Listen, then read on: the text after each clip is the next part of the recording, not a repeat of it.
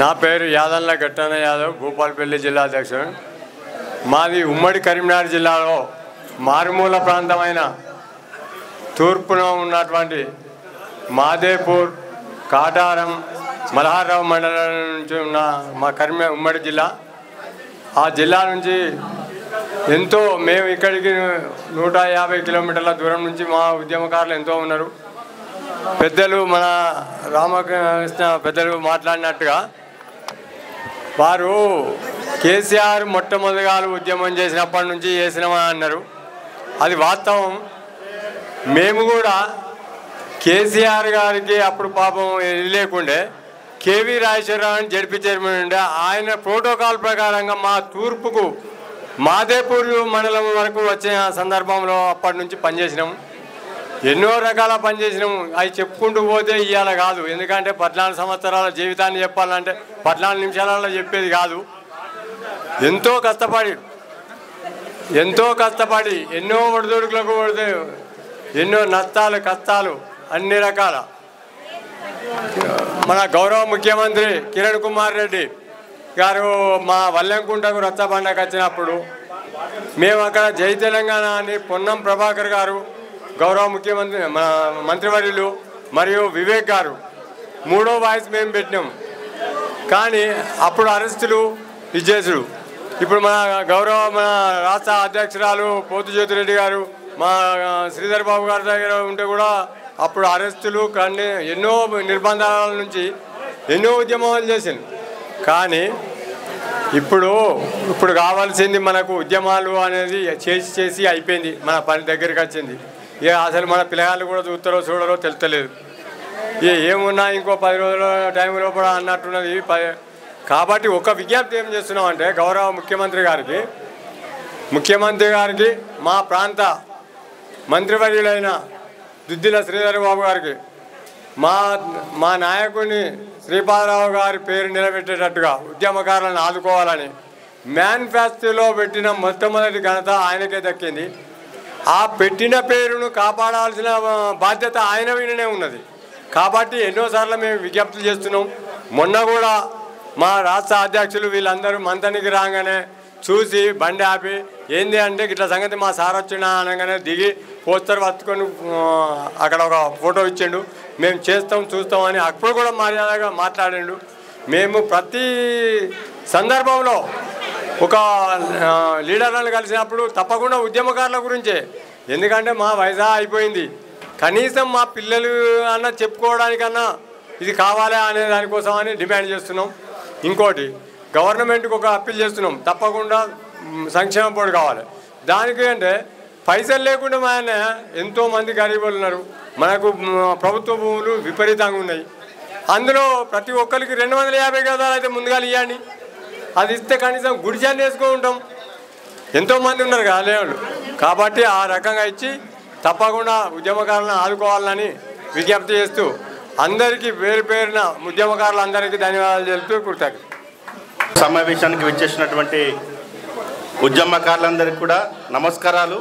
మరి వేదికపై ఉన్నటువంటి పెద్దలు, సభాధ్యక్షులు, కరీంనగర్ జిల్లా అధ్యక్షులు అన్నగారికి మరియు రాష్ట్ర అధ్యక్షులు చీమ శ్రీనివాస్ గారికి, వేదిక మీద ఉన్నటువంటి మహిళా విభాగం అన్ని విభాగాల అధ్యక్షురాలకు మరియు ఈ కార్యక్రమంలో పాలుపంచుకొని విజయవంతానికి విచ్చేసినటువంటి అందరికీ కూడా స్వాగతం సుస్వాగతం తెలియజేస్తూ, మరి జూన్ 2వ తారీఖున ఏదైతే కాంగ్రెస్ పార్టీ ఇచ్చిన హామీ ఏదైతే ఉందో దాన్ని అమలు చేయాలని, అమలు చేయకపోతే మరో ఉద్యమానికి పునాదులు వేయాల్సి వస్తుందని చెప్పి మరి ఇప్పటిదాకా చెప్పినటువంటి పెద్దలు మరి అనేక విషయాలు కూడా చెప్పడం జరిగింది. తప్పకుండా జూన్ 2వ తారీఖు వరకు ఈ ప్రభుత్వం దిగి రాకపోతే మాత్రం మరో ఉద్యమానికి చేపట్టి మరి అవసరమైతే దీక్షలు కానీ, అసెంబ్లీ ముట్టడి కార్యక్రమాలు కానీ, మరి నియోజకవర్గంలో ఉన్నటువంటి ఎమ్మెల్యేల ఇళ్ల ముట్టడి కార్యక్రమాలు కానీ, మరి వివిధ రూపాల్లో తెలంగాణ ఉద్యమకారులమంతా కూడా ఉద్యమం చేపడదాం. మళ్ళా ఖచ్చితంగా ఇచ్చిన హామీని నెరవేర్చకపోతే మాత్రం మరి ఊరుకునే ప్రసక్తి లేదు. మరి గత 7 సంవత్సరాలుగా చేస్తున్నటువంటి ఉద్యమకారుల పోరాటం ఏదైతే ఉందో మరి దానికి అండగా మనందరం కూడా ఉద్యమకారులంతా ఉండాలి. ప్రతి గ్రామ స్థాయి నుంచి కూడా పట్టణాల జిల్లా స్థాయి వరకు కూడా కమిటీలు వేస్తాం. తప్పకుండా దీన్ని మరింత బలోపేతం చేసే విధంగా ముందుకు సాగే విధంగా మేము కూడా మా రాజన్న సిరిసిల్ల జిల్లా నుంచి కూడా మేము పోరానికి మరి కృషి చేస్తామని చెప్పి కూడా ఈ సందర్భంగా తెలియజేస్తూ ఈ కార్యక్రమానికి విజయవంతం చేసినటువంటి అన్న కరీంనగర్ జిల్లా అధ్యక్షులు అన్నగారికి ధన్యవాదాలు తెలియజేస్తున్నా. జై తెలంగాణ, జై తెలంగాణ. తెలంగాణ ఉద్యమకారుల ఫోరం రాష్ట్ర అధ్యక్షులు అట్లాగే వచ్చినటువంటి పెద్దలు అందరికీ నా ఉద్యమ అభివందనాలు. ముఖ్యంగా ఈరోజు ఇంత మంచి కార్యక్రమాన్ని రూపకల్పన చేసినటువంటి కుమారస్వామి అన్నగారికి, అట్లాగే మా మహిళా అధ్యక్షురాలు ఉమ గారికి, మాధవి గారికి, ఇంకా పెద్దలందరికీ ఉద్యమ వందనాలు తెలియజేసుకుంటూ ఒక్కటే ముఖ్య ఉద్దేశం, మనందరం ఈ రకంగా కలిసి ఉమ్మడి జిల్లా అని అనుకుంటున్నాము. కానీ ఒకటే జిల్లా, ఈ ఒక్క జిల్లా తరపునే మనకి ఇంతమంది కొట్లాడుతున్నాము. కేసులైన వాళ్ళము ఉన్నాము, కాని వాళ్ళము ఉన్నాము, ఎంతోమంది ఉన్నాము. మనందరం ముందుకు పోయి చేయి కలిపి రేవంత్ రెడ్డి గారిని నిలదీసి అడిగినా, కూర్చోబెట్టి అడిగినా, ఏది చేసినా కూడా మనకేం ఇది కాదు. అన్న మాట్లాడినట్టు మనం ఎంతో కష్టపడి ఎంతో ముందుకు పోయినాము. అన్నగారు కూడా మనకు సహాయంగా ఉంటారు, మీరు ఏం చేసినా మీకు సహాయం చేస్తాను అని చెప్పేసి అని రామకిషన్ రావు అన్నగారు మనకు హామీ ఇవ్వడం జరిగింది. అట్లాగే మిగతా పెద్దలందరూ కూడా హామీలు ఇచ్చారు. మనం ఎంతో ముందుకు పోవాల్సిన కాలం ఇప్పుడు.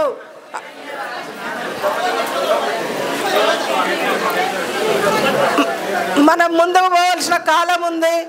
అందరం కలిసి పని చేద్దాం. ఏది అనుకున్నా అది సాధించే వరకు ఉద్యమకారులు వదిలిపెట్టారు అనే ఒక పేరుంది. అందుకోసం మన అందరం తప్పకుండా సాధించుకుందామని అందరం చేసినాము.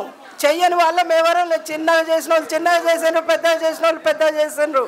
కానీ అది కాదు, ఉద్యమకారుడు అంటే ఉద్యమకారుని లాగానే ప్రతి ఒక్కరం ముందుకు పోయి కష్టపడి పనిచేద్దాం.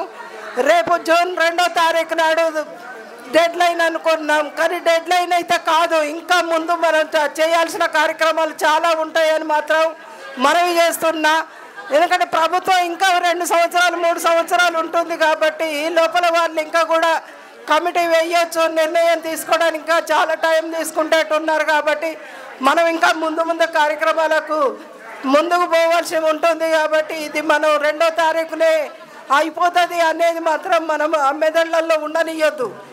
ఇంకా ముందు ఏ కార్యక్రమం రాష్ట్ర అధ్యక్షులు ముందు చూపించినా కూడా ఈ కార్యక్రమం చేయాలి అని మీ వారు చెప్తే సూచనలు చేసినా మనం ముందుండి ఆ కార్యక్రమాలు చేసుకుంటూ పోవాలని మరొకసారి తెలియజేసుకుంటూ జై తెలంగాణ, జై జై తెలంగాణ.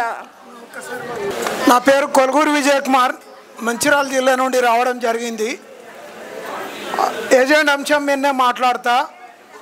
14/4/2001 కేసీఆర్ గారు తెలంగాణ రాష్ట్రం కోసం ప్రకటన ఇచ్చారు పేపర్కు.